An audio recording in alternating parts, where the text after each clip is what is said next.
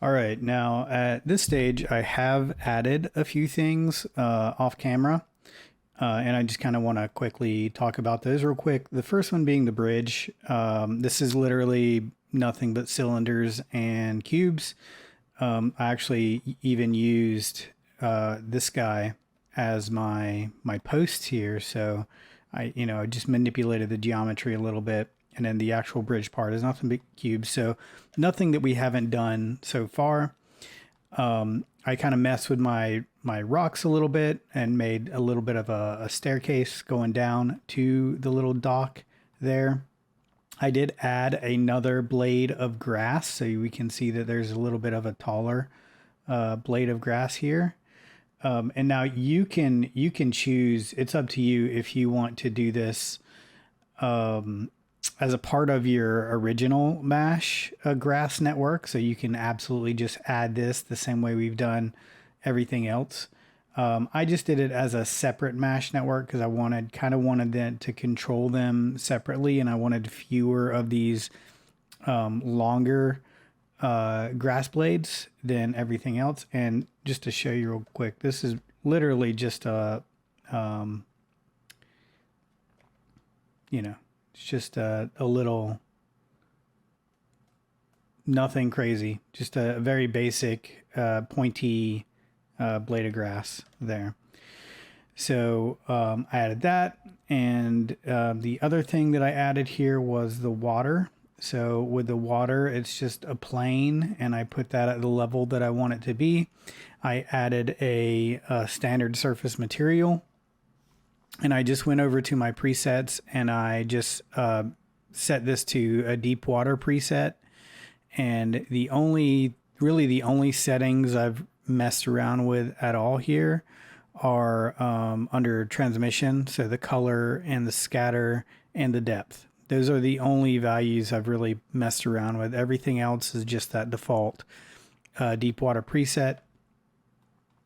And then the other thing I did was I added a few extra ground planes. One is just the ground here.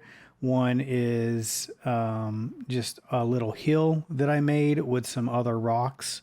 Again, same way I did the rocks up here. It's just a Mash network with them sort of spread out and randomized over this hill. So, again, it's nothing that we haven't done already so far. And I may change the position of some of these as we go. But as it stands, that's the changes that I've made off camera so far as I've been sort of messing around with this on my own. But it's nothing that you can't just kind of pick up and do from what you've learned already. And just to show you what this looks like when I do a render, here is a nice render. Let me actually maximize this a little bit so you can get a good view of what this looks like. So I'm messing around with a few different angles here. I like this angle a lot because you get to see the reflection of the house in the water, obviously. But I also like these other ones. So I'm not sure which will be my final angle yet. I'm just kind of messing around with different camera shots, being mindful of how I want my final production shot to look in this. And I could possibly even do a few different shots as well. And then at this point, when you're getting to the point where you're kind of rendering and doing a lot of test renders, often what I'll do is I'll make a new perspective view or make a new camera that's just going to be a dedicated renderable camera. So I have one here, as you can see, and I have it kind of torn off. And whenever I do a render, it's basically rendering this camera now and not my perspective view. And the way that you're going to do that is you're just going to go up to panels, perspective. You're going to create a new perspective window. And then after you've created that new perspective window, you can come down to tear off copy or just tear off. And that will give you this little tear off window that you can kind of just put wherever you want to put it. You don't have to tear it off. You can kind of keep it there. And then you just need to make sure in all of your render settings, so in your in your render panel here, you need to make sure that your render camera is set to the right one there. And as an extra precaution, you probably want to go into your render settings and make sure that your renderable camera is set to perspective 1 there as well. Because there are different settings for each one. So if you're doing a viewport render such as this, you can have a specific camera set there. But if you do a batch render, or if you're doing an animation or something like that, so if I were to click render and walk away via a batch render, which is basically rendering as a background process, so it's not rendering in a window, you'd want to set that setting there as well. And basically what this allows me to do is have a renderable camera as I'm sort of running around tweaking. I can select rocks and move them around, right? And not mess up my camera view. So I can have, just to show you really quick, let me bump down my render resolution here.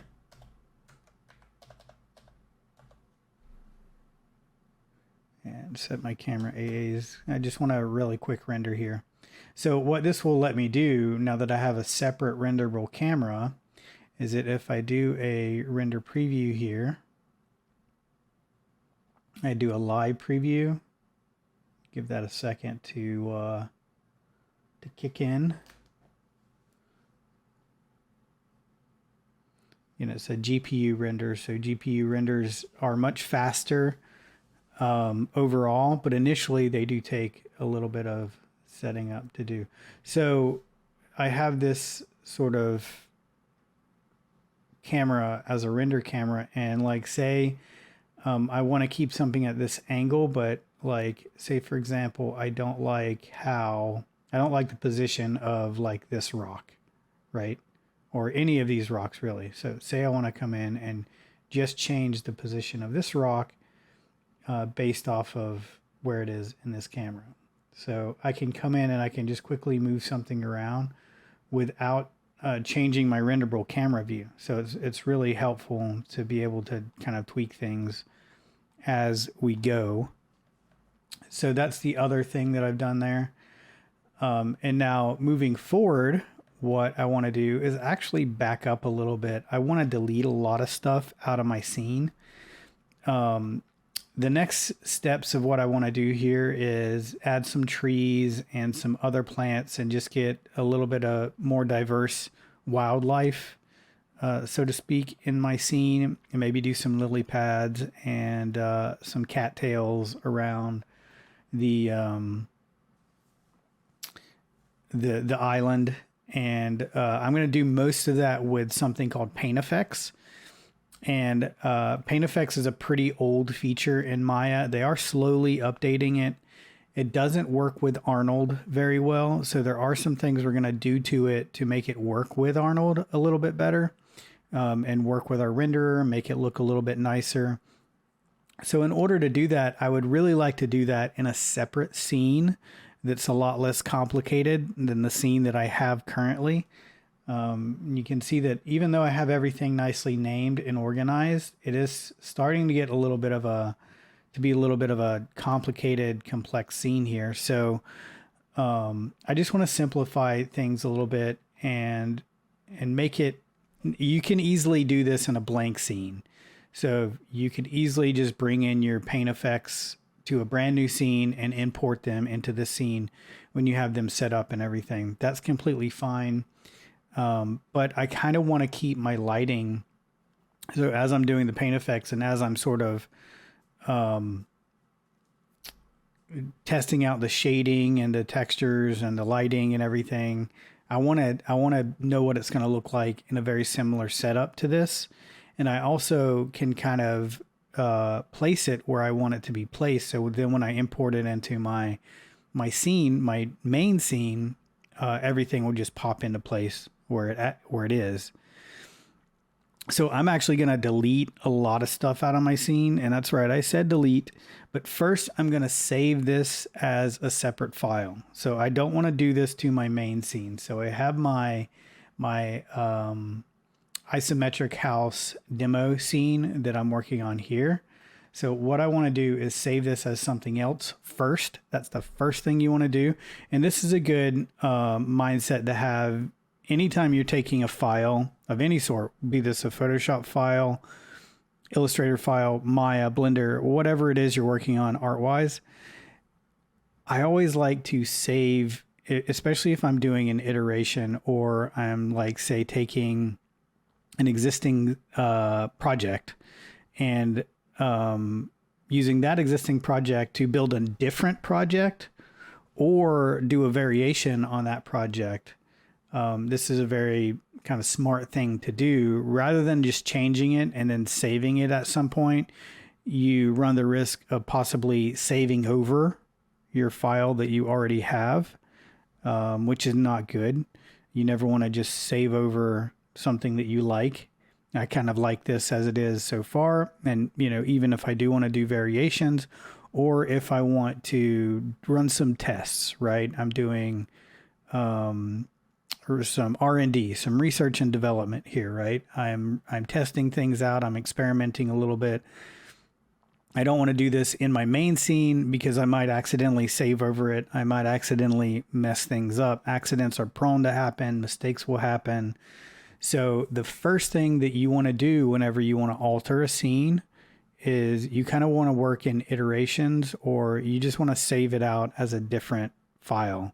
So I have my main scene, and now I'm going to go to File. I'm going to go to Save Scene As, and I'm going to save this as something else. Now, I already kind of did that. I have an ISO, and I just put foliage at the end because this is what I'm going to be testing out my foliage as. But I'm just going to save it as this. So we'll just go Save As, and yeah, I'll replace that. So you always want to save it as something different first. That way, when you go to deleting things, you're not messing up your original file. So, and then I'm just going to go down my outliner, and anything that I don't really care about having in this, I'm just going to delete. So anything that's not absolutely necessary to the placement or the, or sort of the layout of my scene, I'm going to get rid of. Now, the porch is a little bit unique, and I may want to add some plants and stuff kind of surrounding the porch. So I'm going to keep it there because I kind of want to know where it's going to be placed. The chimney we'll keep. The bricks we don't need. Chimney bricks we don't need. So a lot of this stuff you can actually just get rid of. Now I don't want to get rid of my mesh models file because I still have some things in there like the rocks that I'm currently using. So I don't want to delete that one yet. And then I have this back porch. I can delete that. We're not going to see that in the main scene. My windows here, I can delete those. I want to keep my skylights because that's the main lighting for my scene, but I can get rid of my window lights and the light pools. I'm going to keep the rocks, the ground. I can get rid of my pavers. I can get rid of all of these locators. I can even get rid of the grass, right? So I'm just going to get rid of the grass.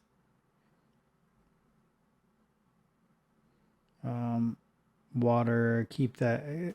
I'll keep the water. It's just a plane, so it's not going to confuse anything too much.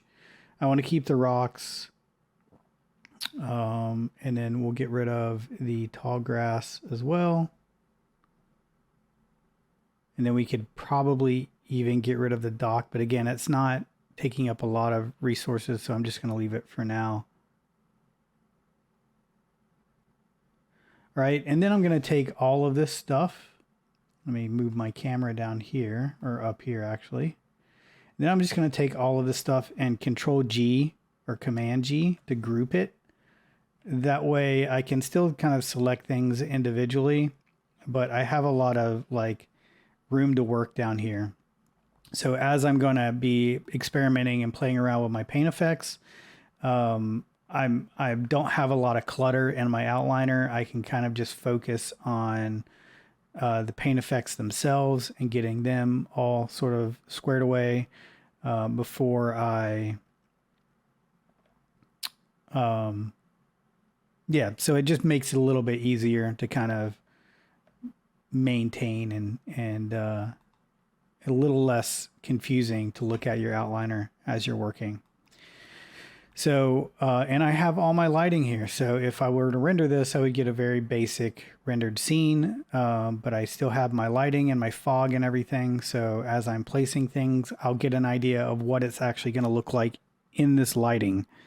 And you can, like I said, we could just delete everything if we wanted to, including the house, and we could just start with a blank scene, or you could delete everything except the lighting. In this case, I want things to be placed in a very specific area or areas.